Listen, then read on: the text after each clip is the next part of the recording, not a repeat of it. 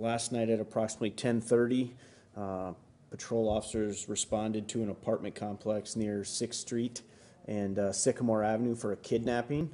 A person had texted his girlfriend that he was being held captive at an apartment. Before we arrived, the victim was able to get out of the apartment, and that's where officers made contact with him. He was renting a room at this apartment from the people that live there and had fallen behind on his rent payments. So when he returned last night, they proceeded to push him into a bedroom and threatened him with a wrench and a handgun, and then would not let him leave until he transferred some rent money back to them. Officers were able to make contact with 2 people in the apartment, and there was 2 people arrested out of this incident. The first one is Joshua Butcher, Butcher, who is a 25-year-old Sioux Falls resident, and the second person arrested was Adria, Adria Ellsworth, Ellsworth.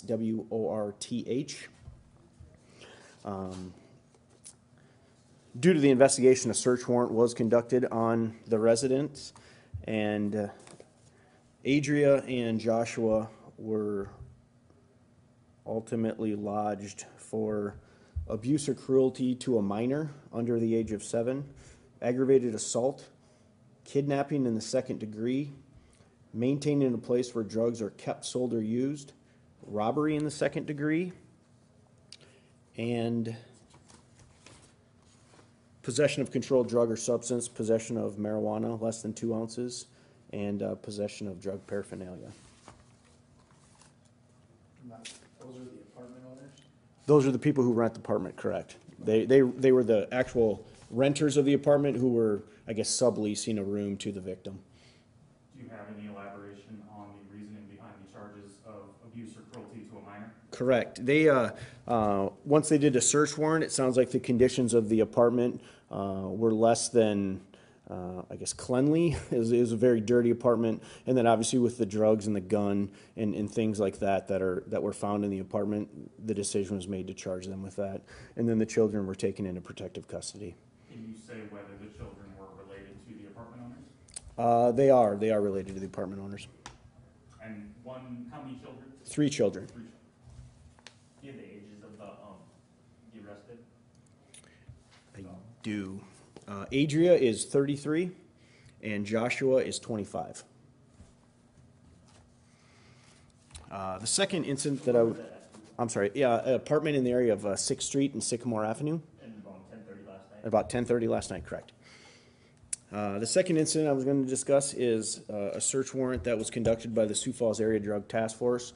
Last night at approximately 8 p.m., they served a search warrant in the area of 600 South Garfield Avenue. This was an investigation conducted by the Narcotics Crime Unit, where they had been receiving numerous Crime Stoppers tips about drug activity, come-and-go traffic from a residence in that area. They ended up serving a search warrant last night after the course of that investigation, and 2 subjects were ultimately arrested. The 2 people arrested were Gregory Sims, S-I-M-S, who is a 53-year-old Sioux Falls resident, and Timothy Tyree, T-Y-R-E-E, who is a 40-year-old Sioux Falls resident.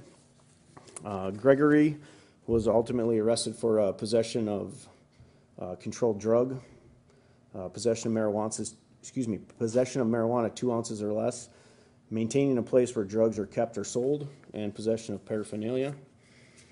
Timothy was arrested for possession of a controlled drug or substance, inhabiting a room where drugs are kept or used, possession of drug paraphernalia, and he was also a parole absconder. And I guess the reason we bring this up is that several years ago when Mayor Tenhaken and Chief Burns created the Narcotics Crime Unit to deal with quality of life issues that maybe the narcotics section did not have time for. Obviously, this is the exact reason why it was created, just due to the quality of life, where citizens see these things in their community, they report it to us via Crime Stoppers, and then the narcotics crime unit is able to investigate, I guess, the lower level drug activity and make the community a safer place.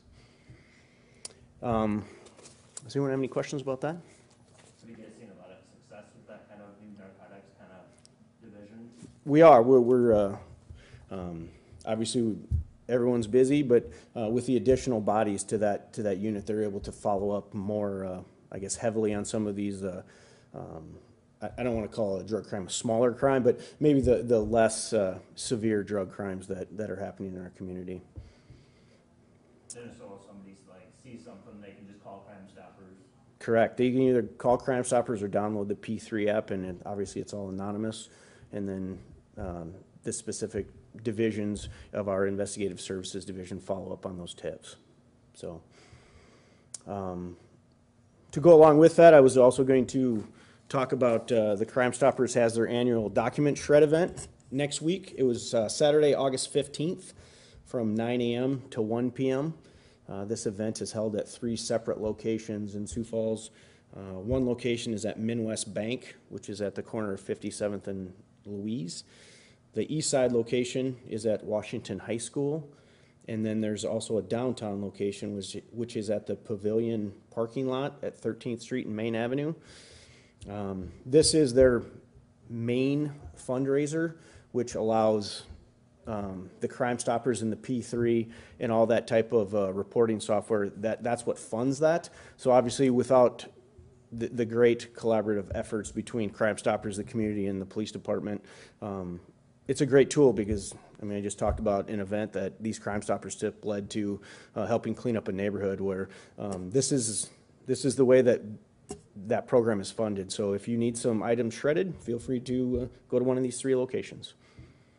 Does it cost anything? They're asking for a suggested donation of $5 per box or bag, and then they put them in obviously the shredder, and it's completely confidential. That's from 9 to noon, you said? It is from 9 a.m. to 1 p.m. at those 3 locations next Saturday, August 15th. Any other questions? Did anyone have any other questions on the log? Are there any more updates on the stabbing from the Sioux Empire Fair? You'd have to check with the sheriff's office. They're the agency that's handling that.